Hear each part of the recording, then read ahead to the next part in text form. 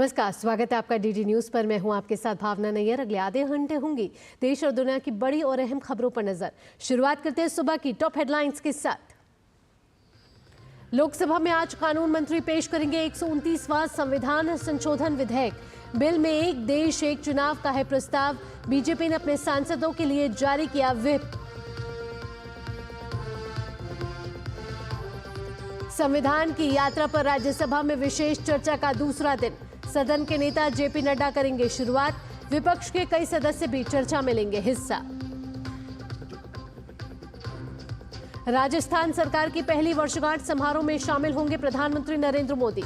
जयपुर के दादिया में 46,400 करोड़ रुपए के विकास कार्यों का करेंगे शुभारंभ। दिल्ली एनसीआर में फिर 400 के पार AQI। ग्रैप 4 लागू। भीषण ठंड के कारण कई स्कूलों का समय बदला तो कहीं हाइब्रिड मोड में पढ़ेंगे बच्चे। खेल की खबरों में ब्रिस्बेन टेस्ट के चौथे दिन का खेल जारी। केएल राहुल ने मारा अर्धशतक। रोहित शर्मा 10 रन बनाकर हुए आउट। बारिश के कारण थोड़ी देर रुका मैच। खबरों को विस्तार से जानते हैं। शुरुआत करते हैं संसद के शीतकालीन सत्र से जुड़ी खबरों की। लोकसभा की आज की कार्यसूची में संविधान 129वां संशोधन विधेयक 2024 पेश होने के लिए सूचीबद्ध किया गया है। यह विधेयक लोकसभा और विधानसभा चुनाव एक साथ कराने का प्रस्ताव करता है। इस विधेयक के माध्यम से संभवतः साल 2034 के बाद एक साथ चुनाव कराने का प्रस्ताव है।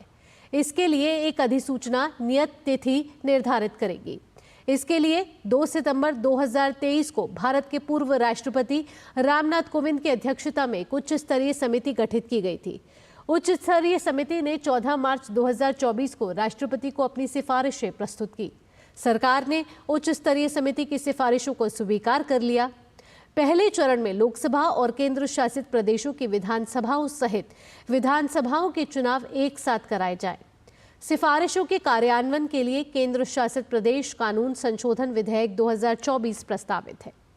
साथ ही संघ राज्य क्षेत्र कानून संशोधन विधेयक 2024, संघ राज्य क्षेत्र सरकार अधिनियम 1963 की धारा 5 में संशोधन, राष्ट्रीय राजधानी क्षेत्र दिल्ली सरकार अधिनियम 1991 की धारा 5 में संशोधन और जम्मू कश्मीर पुनर्गठन अधिनियम 2019 की धारा 17 में संशोधन का प्रस्ताव है।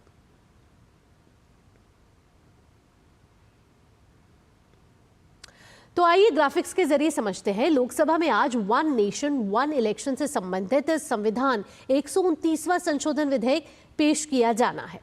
अब इसमें किस किस दल जो हैं वो इसका समर्थन दे रहे हैं आपको बताते हैं। भारतीय जनता पार्टी इसका समर्थन दे रही है। इसके अलावा कई और दल हैं जो इसका समर्थन कर रहे हैं। उसमें national peoples party, Bahujan Samaj party, इसके अलावा कई और पार्टियां भी हैं जो इसका समर्थन कर रही हैं। आपको साथ ही साथ बता दें, ये ग्राफिक्स के जरिए आपकी स्क्रीन के सामने है, जहां केंद्रीय कानून और न्याय मंत्री अर्जुन राम मेघवाल आज पेश करेंगे ये विधेयक।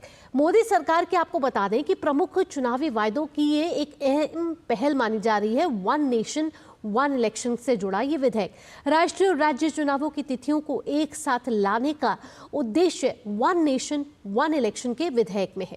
एक राष्ट्र एक चुनाव यानी कि वन नेशन वन इलेक्शन को वास्तविकता बनाने के लिए 3 विधेयक जो है वो प्रस्तावित किए गए हैं।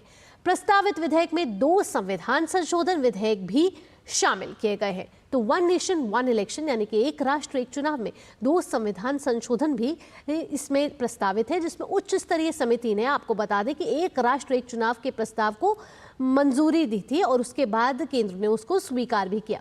हितधारकों, विशेषज्ञों और शोधकर्ताओं के साथ 191 दिन तक विचार विमर्श किया गया है।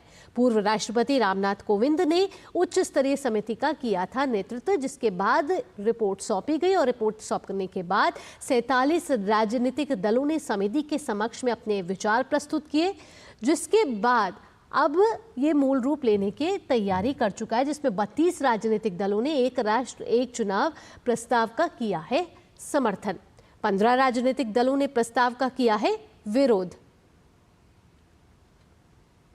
तो आइए अब जानते हैं कि वन नेशन वन इलेक्शन के विरोध में कौन से दल खड़े हुए हैं। आपको बता दें कि समर्थन के दल में जो वन नेशन वन इलेक्शन के समर्थन दल है उसमें ये लिस्ट है आपके सामने, जिसमें भारतीय जनता पार्टी है, अलग अलग दल हैं और आपको बता दें कि सिक्किम क्रांतिकारी मोर्चा भी है, शिरोमणि अकाली दल है, यूनाइटेड पीपल्स लिबरल है, ऐसे अनेक दल जो हैं वो इसके समर्थन में खड़े हुए हैं। राष्ट्रीय लोक जनशक्ति पार्टी भी है, महाराष्ट्रवादी गोमांतक पार्टी भी है। ऐसे तमाम दल जो हैं जिन्होंने इस बिल को समर्थन दिया है। तो ये तमाम ऐसी राजनीतिक दल हैं जो इसके समर्थन में खड़ी हैं। वहीं कई ऐसे दल भी हैं जो इसके विरोध में है। आइए अब ग्राफिक्स के जरिए ये जानने की कोशिश करते हैं कि कौन कौन से दल इस विधेयक के विरोध में है, जैसे कि कांग्रेस, आम आदमी पार्टी, CPIM और अनेक दल ऐसे हैं जो इस विधेयक के विरोध में खड़े हैं, जिसमें AIMIM, CPI, DMK, Naga Peoples Front, Samajwadi Party, ऐसे कई दल हैं जो वन नेशन वन इलेक्शन का विरोध कर रहे हैं, उसके समर्थन में नहीं खड़े हैं। तो ये तमाम ऐसे दल हैं जो कई ऐसे दल हैं जो समर्थन में हैं और कई ऐसे दल हैं जो विरोध में हैं। तो आज बिल जो है वो पेश किया जाना है और आपको बता दें कि पूर्व राष्ट्रपति रामनाथ कोविंद में एक उच्च स्तरीय समिति बनी थी, जिसके बाद समिति ने रिपोर्ट सौंपी, केंद्र सरकार ने इसे स्वीकार की और आज लोकसभा में इसको पेश किया जाना है और कार्यसूची में ये सूचीबद्ध है। आइए अब आगे बढ़ते हैं, राज्यसभा की बात कर लेते हैं, यानी कि उच्च सदन की। आज भारतीय संविधान के 75 वर्षों की गौरवशाली यात्रा पर शुरू हुई चर्चा को आगे बढ़ाया जाएगा। चर्चा की शुरुआत कल वित्त मंत्री निर्मला सीतारामन ने की थी।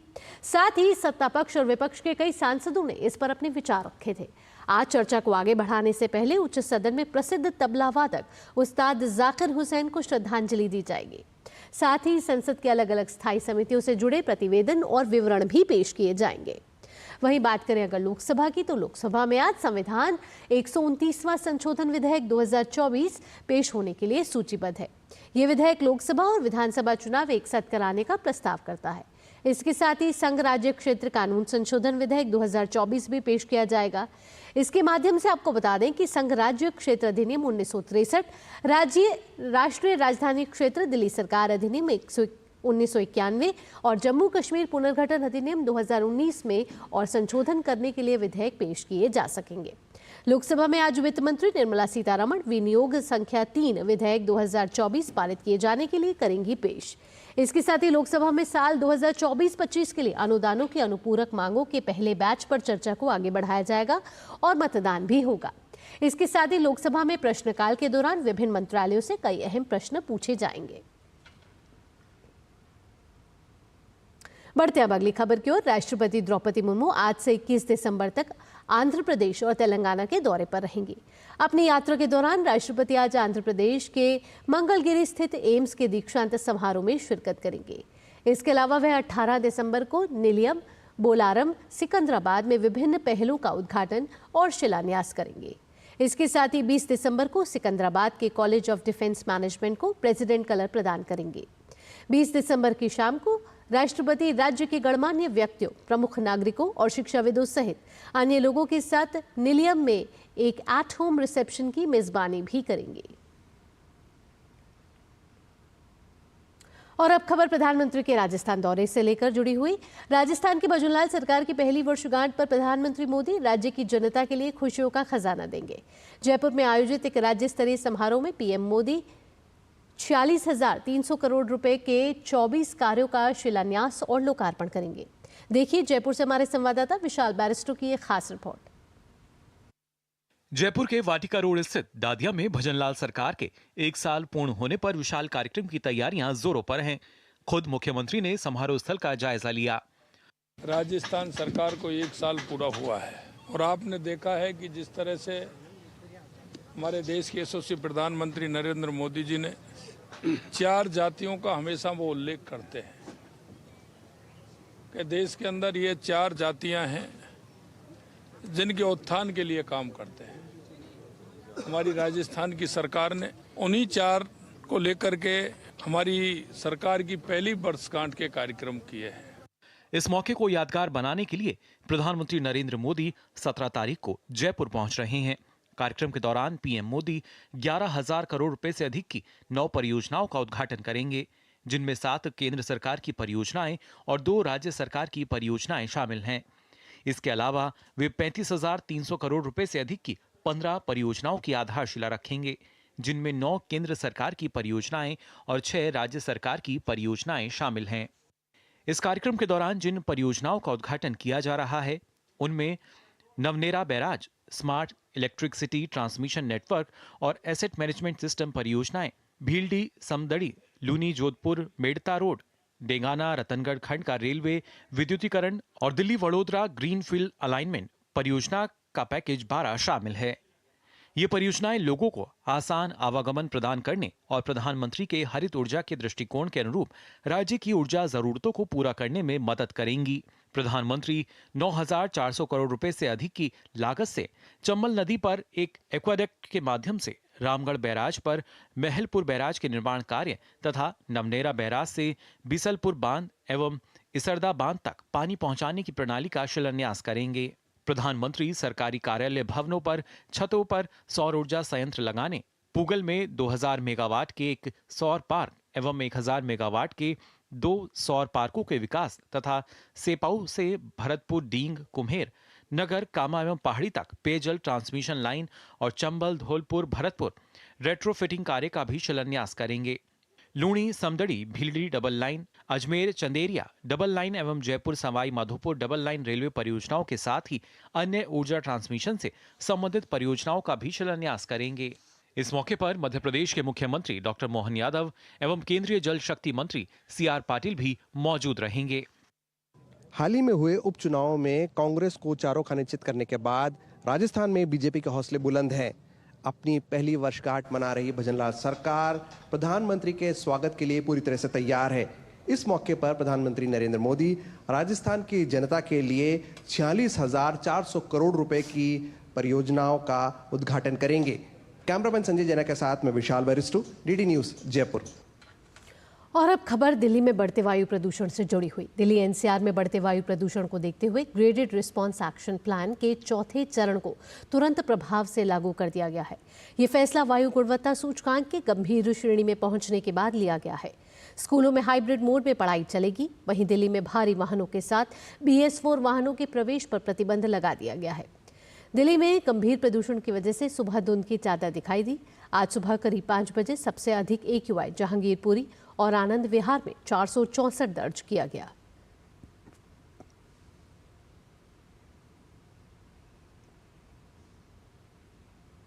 दिल्ली विधानसभा चुनाव को लेकर सियासत शुरू हो गई है। आम आदमी पार्टी ने अपने प्रत्याशियों के नामों का ऐलान करना शुरू कर दिया है। अरविंद केजरीवाल सत्ता पर अपना दबदबा बनाए रखने की कवायद में है तो बीजेपी की नजर पूर्वांचली वोटों पर है। बीजेपी ने चाय पर चर्चा की तर्ज पर दिल्ली में लिट्टी चोखा पर चर्चा और पूर्वांचल संवाद शुरू किया है। बीजेपी ने कार्यकर्ता घर घर जाकर लोगों से संवाद कर रहे हैं और पूर्वांचल वोट बैंक को साधने में जुटे हुए हैं। दिल्ली में विधानसभा चुनाव को लेकर माहौल गर्म है। सभी दल आने वाले चुनाव को लेकर अपनी तैयारियां शुरू कर चुके हैं। भाजपा आम आदमी पार्टी के किले में सेंध लगाने के लिए वोटरों तक पहुंचना शुरू हो चुकी है और उन्होंने इस चुनाव में बड़ा रोल अदा करने वाले पूर्वांचल वोटरों तक पहुंचना शुरू कर दिया है। भाजपा ने पूर्वांचली वोटरों से जुड़ने के लिए लिट्टी चोखा पर चर्चा अभियान और पूर्वांचल समाज संवाद को शुरू किया। दिल्ली विधानसभा चुनाव में अब मुश्किल से 2 महीने बाकी हैं। सियासी दल अलग अलग किस्म की तैयारियों के साथ मैदान में हैं, लेकिन उनकी सबसे बड़ी चुनौती पूर्वांचली वोटरों को अपने साथ जोड़ना है, क्योंकि दिल्ली की सियासत की चाबी इनके पास ही है। 1,52,01,936 मतदाताओं में से पूर्वांचली वोटरों की संख्या करीब 40-42 लाख के आसपास है। इसी को ध्यान में रखकर बीजेपी ने दिल्ली पूर्वांचल मोर्चा और पूर्वांचल मोर्चा समितियों के पदाधिकारियों को मैदान में उतारा है। प्रत्येक बूथ पर पूर्वांचल से संबंधित कार्यकर्ताओं की टीम तैयार की गई है। इनके सहयोग से ही चुनावी कार्यक्रम को आगे बढ़ाने का प्लान है। पूर्वांचली मोर्चा के पदाधिकारी गौरव गोरखपुरी के नेतृत्व में उनकी टीम दिल्ली के नॉर्थ एवेन्यू में पहुंची और जनता के बीच में जाकर केजरीवाल की विफलता को उनके सामने रखा।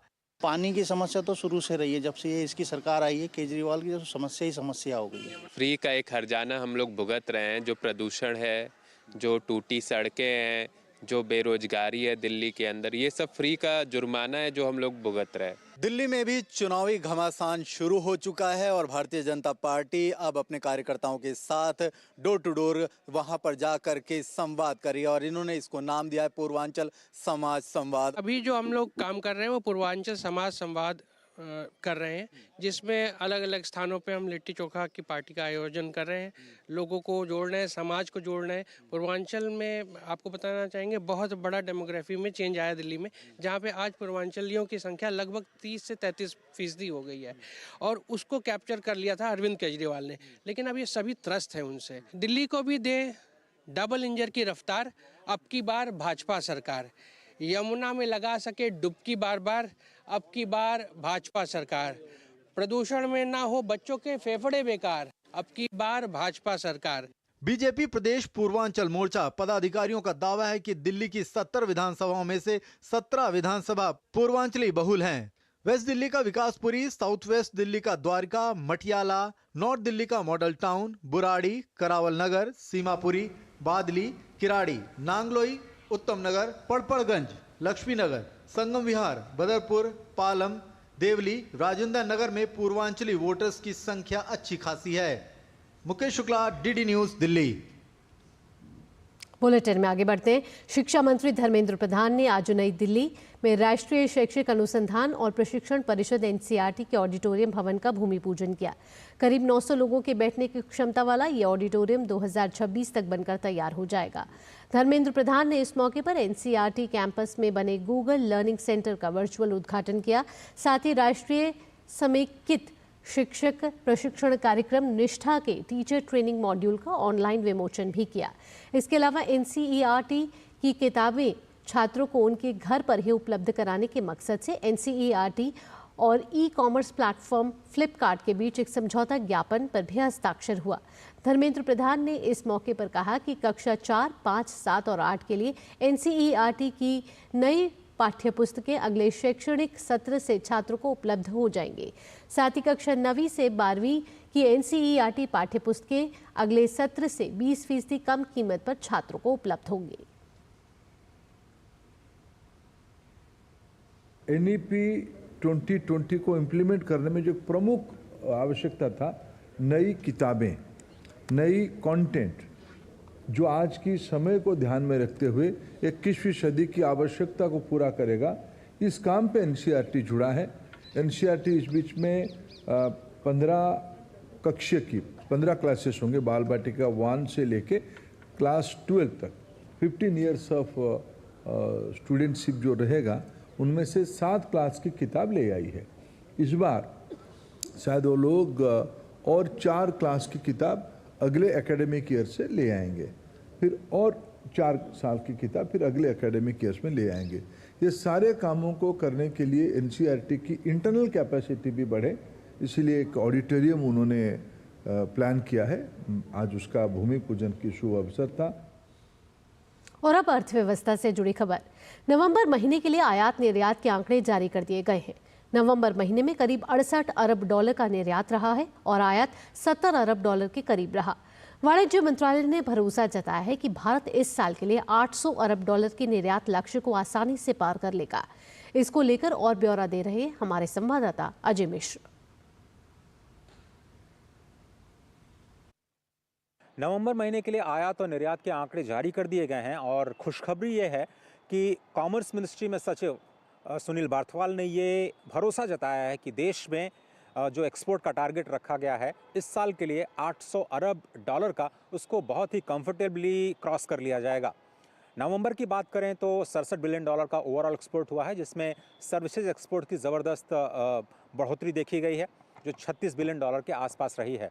ओवरऑल ट्रेंड ये दिखाता है कि मर्चेंडाइज और सर्विसेज दोनों ही सेक्टर में भारत का एक्सपोर्ट्स परफॉर्मेंस वर्ल्ड के एवरेज से बेहतर रहा है। खास बात यह है कि इंपोर्ट के नंबर्स में भी तेज़ी आई है और जो ट्रेड डेफिसिट यानी व्यापार घाटा उसमें भी बढ़ोतरी आई है। लेकिन वाणिज्य मंत्रालय का ये कहना है कि चूंकि भारत 7% से ज़्यादा की दर से विकास कर रहा है, इसलिए जो इंपोर्ट की डिमांड है वो भी ज़्यादा बढ़ रही है। और जब तक एक्सपोर्ट्स में तेज़ी दिखाई दे रही है, इंपोर्ट्स में तेज़ी चिंता का विषय नहीं है। भारत ने 20 देशों की पहचान की है, साथ ही साथ 6 मर्चेंडाइज सेक्टर्स और 6 सर्विसेज सेक्टर्स की पहचान की है, जिसको एक्सपोर्ट्स के लिए आगे बढ़ाया जाएगा। और उम्मीद जताई जा रही है कि भारत और यूके के बीच में जो ट्रेड नेगोशिएशंस होने जा रहे हैं वो जनवरी के महीने में शुरू किए जा सकते हैं।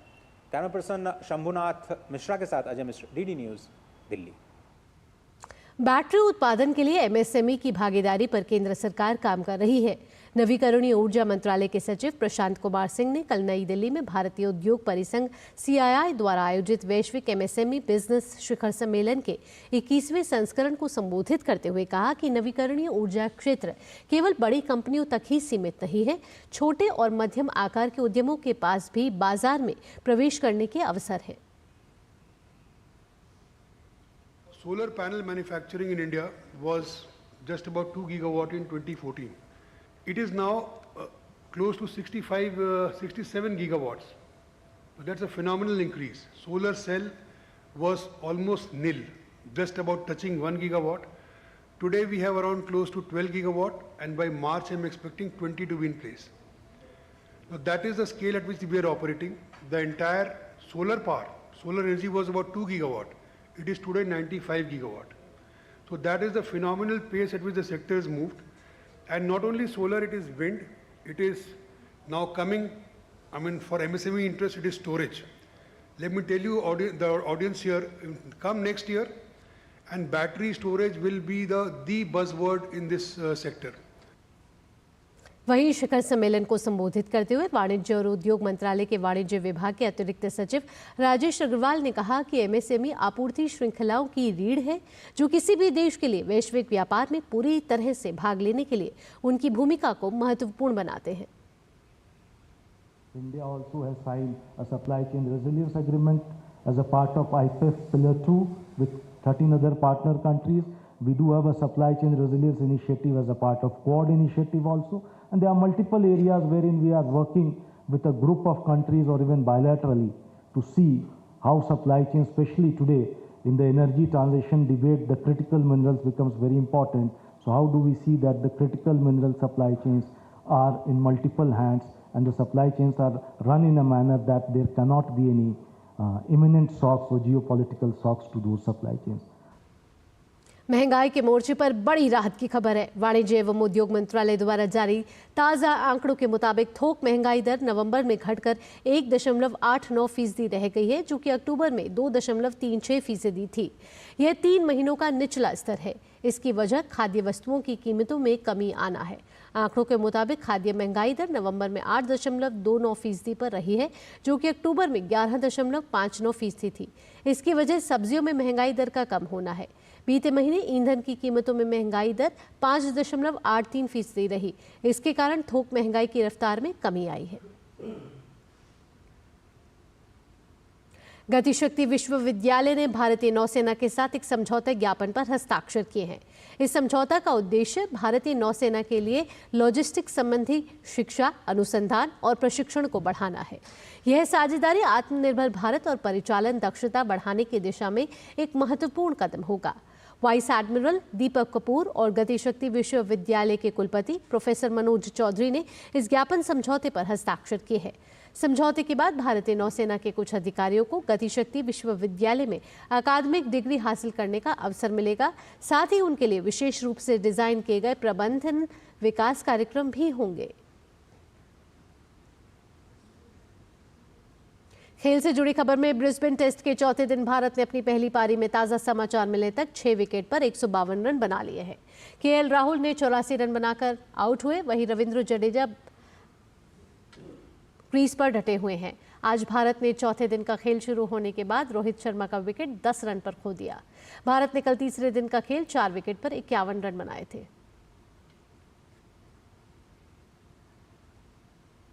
इसके साथ बुलेटिन को विराम देते हैं, लेकिन अगला कार्यक्रम आप देखेंगे नया सवेरा मेरी सहयोगी शहरा निगार के साथ। फिलहाल के लिए मुझे दीजिए अनुमति। नमस्कार।